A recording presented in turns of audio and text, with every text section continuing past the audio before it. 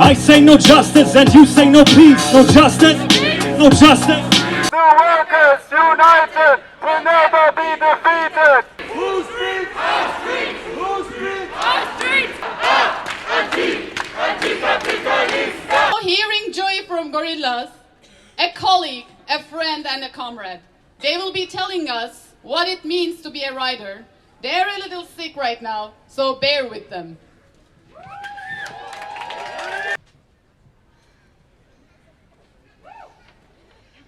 Wake up early, check the weather. 10 hours of rain, but at least you have some daylight. Open the fridge, close it, empty. You don't have time to eat anyway, you're almost late. You don't have time for much these days. Between work, and this isn't your only job, to studying German for immigration, and oh yeah, don't forget that meeting with your lawyer. Your last boss still owes you for 1 month of work and you can barely pay rent. Butter on bread, you're nearly out the door. Grab 2 jackets, a pair of gloves, rain pants. You know you're getting soaked today, but try not to think about it. This isn't the only storm you've weathered in your life. Grab your helmet and rush out the door.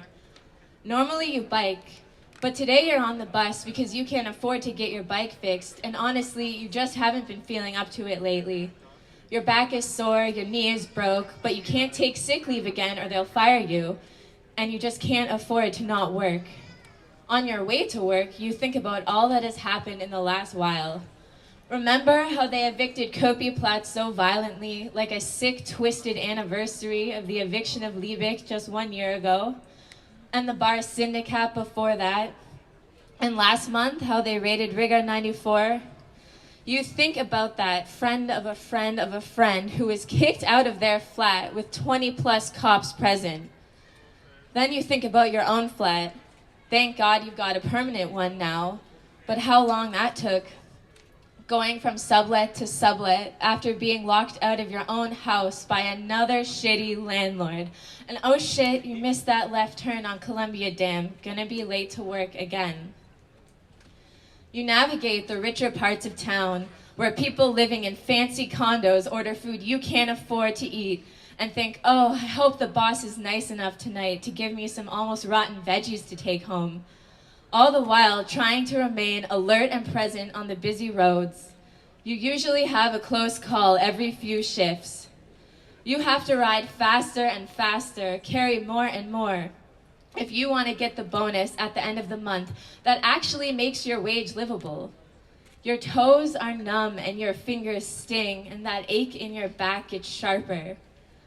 The wind is picking up now, so you can barely see through the rain, but you just keep going. The churning death machine of capitalism stops for no one. You can't believe you got 7 more hours of this ahead of you. That's 70K, carrying 100 kilograms, walking 6,000 steps up many stairs. But you're a rider, and you know how to weather storms.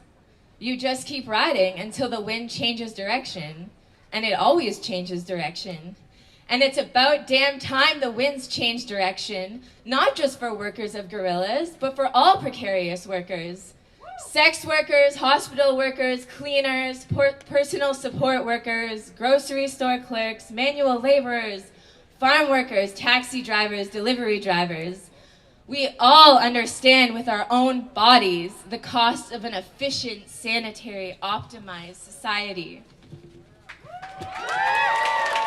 To be a rider, to be a precarious worker, is to be at the center of a systematic maze of destruction, to have multiple weights bearing down on you simultaneously. The CEO's vile and insatiable thirst for money, his thick-headed, blood-sucking co-exploiters, the depravity of the city's loathsome lust for capital and control, a legacy of white supremacy, of racism, of borders. To be a rider is to be a body on loan to make money for the rich while the cost of living grows. To be a rider is to be a tool of comfort for the rich and for the upper class.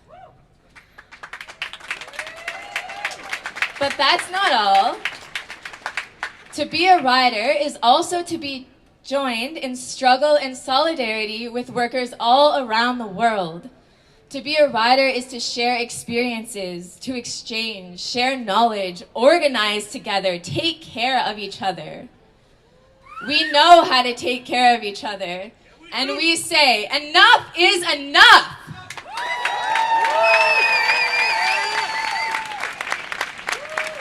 This isn't about long processes in labor courts, closed-door meetings with EU commissioners, shaking hands with politicians offering emptying promises, or schmoozing with big union reps.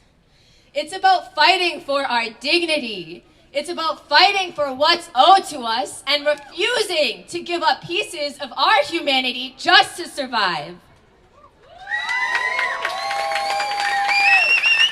Tomorrow, November 17th, many of us will be facing gorillas in court. That's right. This nefarious and corrupt company is suing its own employees for trying to exercise our most basic of rights, to form a Betriebsrat. Comrades, it's time to rise up!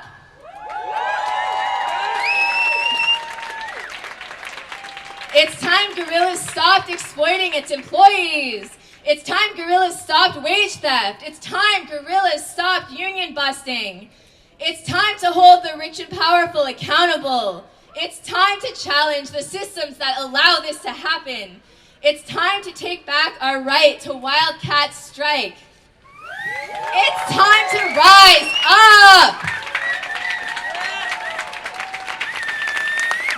Shout out to all the workers, all the Ukrainian Bolt workers, the German Lieferando, Food Panda, Getir, Flink, Uber Eats, Volt riders, Italian Just Eat riders, French Deliveroo workers, London Uber drivers, Deliverance Milano, and Entregaderos Antifascistas in Sao Paulo. I'm sorry for butchering that.